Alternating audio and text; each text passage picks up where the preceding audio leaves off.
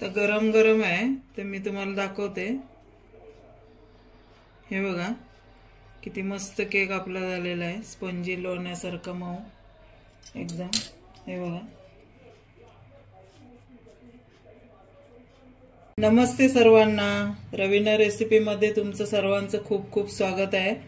तर आज मी तुम्हाला आहे ना एकदम साधा सोपा सिंपल घरगुती केक बनवून दाखवणार आहे। म्हणजे पहिला आपण हाच केक बनवायचो, आता हे क्रीम ब्रीमचे केक आलेले आहेत। तर जुने जे लोक बनवायचे ना केक मैद्याचा वगैरे, तो त्याला क्रीम वगैरे नाही, असं साधा पण खायला खूप मस्त आणि छान लागतो। तर मी एकदम सोपा आहे, म्हणजे कोणीही बनवू शकतं आणि आपलं घरातलंच साहित्य आहे, काही जास्त साहित्य पण नाहीये त्याला। तर मी आता तुम्हाला साहित्य दाखवते। हे बघा, तर मी आता वजनीप्रमाणे हे मैदा घेतलेला आहे। तर हा मैदा मी पावशेर आणलेला आहे, पावशेर मैदा, आणि ही पावशेर साखर आहे, आणि मी वाटीमध्ये घातली तर ही 1 वाटी झालेली आहे। तर पावशेर मैदा पावशेर साखर हे सम अगदी प्रमाण एकदम योग्य ते आहे। तर हे बघा, पावशेर साखर पावशेर मैदा आणि त्याच्यासाठी 4 अंडी, आणि हे मी घरामध्ये लोणी काढलेलं आहे ते घेतलंय। तर लोणी पाहिजेच असं काही नाहीये, तुम्ही ह्याच्या जागी तुम्ही आपलं तेल वापरू शकता। आता लोणी मी 1 वाटी घेतलंय, पण तुम्ही तेल अर्धी वाटी घ्यायचं। आता हे लोणी कसं कढवल्यानंतर आपलं तूप अर्धी वाटीच होणार, मग तुम्ही तूप घालू शकता अर्धी वाटी, नाहीतर डालडा कोणी वापरतं, तेल वापरतं, मग ते अर्धी वाटी घ्यायचं। आणि हे प्रमाण एकदम सेम आहे आणि खूप छान होतो केक।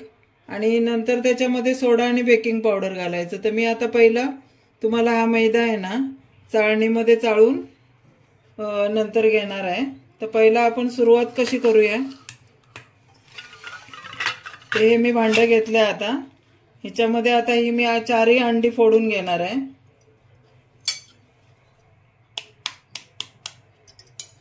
पहिला कधी पण आहे ना अंडी फोडून घ्यायची।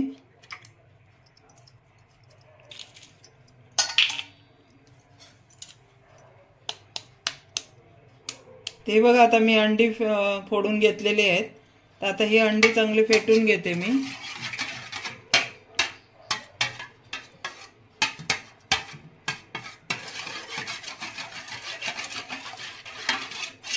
ह्याच्यामध्ये आता मी साखर घालणार, म्हणजे साखर आपली ह्याच्यामध्ये चांगली विरघळून येईल। तुम्हाला वाटल्यास तुम्ही मिक्सरमध्ये पण बारीक करून घेऊ शकता साखर। आणि ह्याचं हे प्रमाण आहे ना 4 अंड्याचं, पावशेर मैदा पावशेर साखर, हे बरोबर आहे। तुम्ही नक्की घरी करून बघा, आणि हा केक खूप छान लागतो घरी खायला। ज्यांना क्रीमचा केक आवडत नाही ना त्यांना खूप छान हा केक। तर आता ह्याच्यामध्ये मी साखर घालून घेते। तर ही पावशेर साखर आहे आणि मी वाटीमध्ये घातली तर 1 वाटी झाली। तुम्हाला जर कमी गोड पाहिजे असेल तर तुम्ही अर्धी वाटी सुद्धा घालू शकता। ते बघा, मी आता चांगले अंडी आणि साखर अशी चांगली फेटून घेते। आपल्या केकचं कसं आहे, जेवढा आपण चांगलं फेटू ना तेवढा आपला केक चांगला फुलतो। आणि एकदम सोपं आहे, आपलं घरातलं सामान, जास्त काही घालायचं नाहीये। असं मोठं भांडं घेतलं की आपल्याला फेटायला पण सोपं जातं।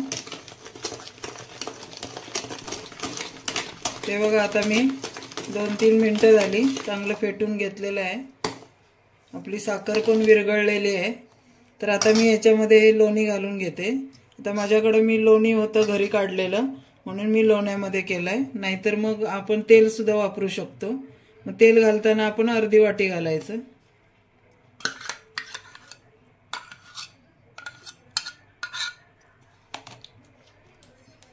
आता हे चांगलं फेटून घ्यायचं 5 मिनिटं, कारण हे तिन्ही मिश्रण असं आहे ना ते व्यवस्थित फेटून घ्यायचं।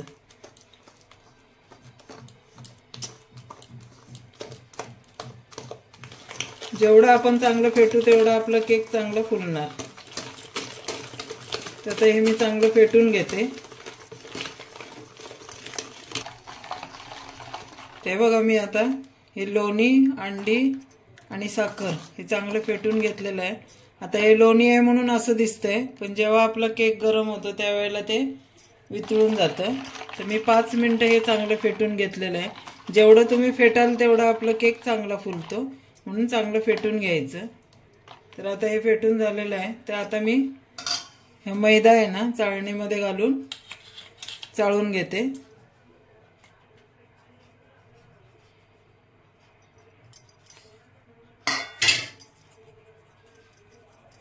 आणि याच्यामध्ये चाळताना आहे ना बेकिंग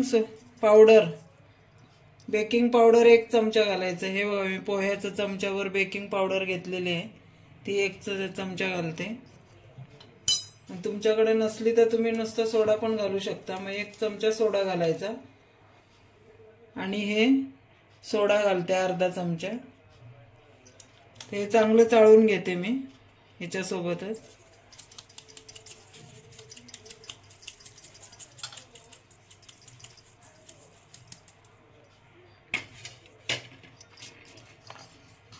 आणि हे आता चांगलं मिक्स करून घ्यायचं पुन्हा।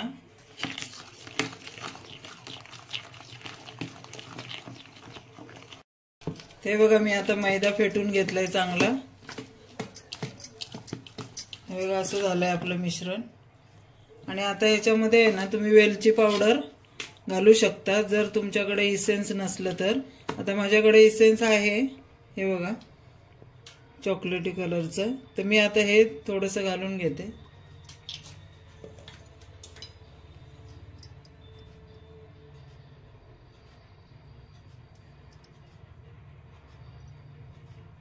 तुमच्याकडे हे नसेल तर तुम्ही हे आपलं वेलची पावडर घालू शकता।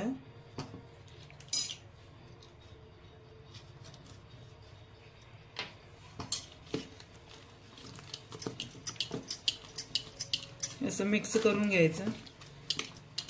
आणि थोडीशी मी तुटी फुटी आहे घरी, तर थोडीशी तुटी फुटी टाकून घेते।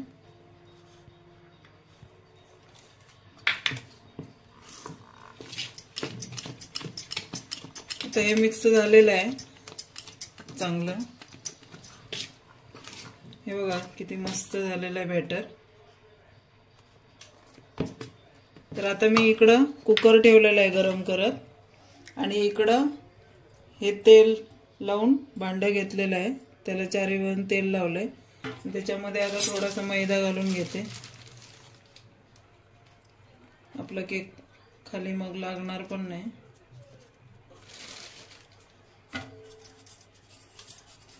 आणि हे मिश्रण आता मी याच्यामध्ये घालून घेते पूर्ण।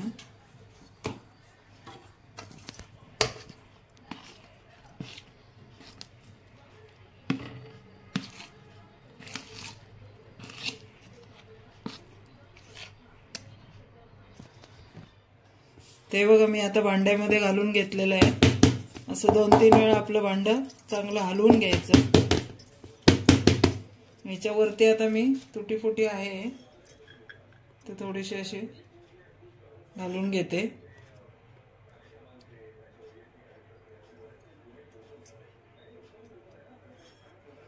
आणि इकडे आता कुकर आहे ना पहिलाच ठेवायचं 5-10 मिनिटं गरम करत। तर आता मी हे भांडं आणि आपलं कुकर गरम झालेलं आहे, तर आता मी झाकण लावते। कुकरची रिंग काढून घ्यायची, कुकरला रिंग नाही लावायची, शिटी पण काढून घ्यायची। आणि आता झाकण लावते। आता मी कुकर झाकण लावून ठेवलेलं आहे, शिटी काढलेली आहे आणि कुकरची रिंग पण काढलेली आहे। तर आता मी बारीक गॅस केलेला आहे आणि हे आता मी 15-20 मिनिटं ठेवणार आहे। हा बघा आपला केक मस्त फुगलेला आहे। जवळजवळ मला आहे ना 20-25 मिनिटं लागलेली आहेत केक बेक व्हायला। तर आता मी कुकर मधनं काढून घेतलाय। तर आता बघा किती टम्म फुगलेला आहे मस्त। आता मी ताटात काढून घेते, साईडला हे करते। आणि असं मध्ये आहे ना 1-2 वेळा मी अशी सुरी घालून बघितलेली, म्हणजे आपला केक झालाय का म्हणून। 2-3 वेळा झाकण काढून बघायचं, नाही तर जळेल म्हणून आपल्याला भीती असते। तर आता व्यवस्थित त्याचा कलर पण आलेला आहे। तर मी आता ताटामध्ये काढून घेते आणि दाखवते तुम्हाला। ते बघा मी पातेल्यात नाही ना पलटी मारून घेतलेली आहे कुकरमध्ये, खाली अजिबात लागलेलं नाही। तेल आणि थोडंसं मैदा लावलेलं. तर आता ही बाजू बघा आपली खालची किती मस्त झालेली आहे, क्रिस्पी. म्हणजे जळालेला नाहीये आपला केक, व्यवस्थित झालेला आहे. आता मी बाजू सरळ करते. हे बघा किती मस्त फुललेलं आहे, स्पंजी. ते बघा. तर आता मी याला तेल लावून घेतलंय.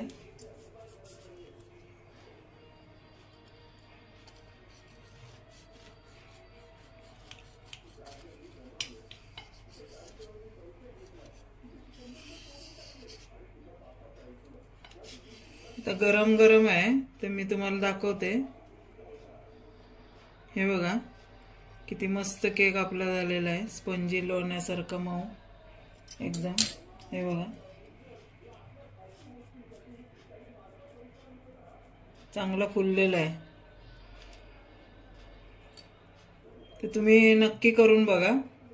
मी आता हे कट करून घेणार आहे, तर तुम्ही नक्की करून बघा आणि व्हिडिओला कमेंट्स करून सांगा मला कसं झालंय, काय झालंय. आणि लाईक करा, शेअर करा आणि सबस्क्राईब करायला विसरू नका.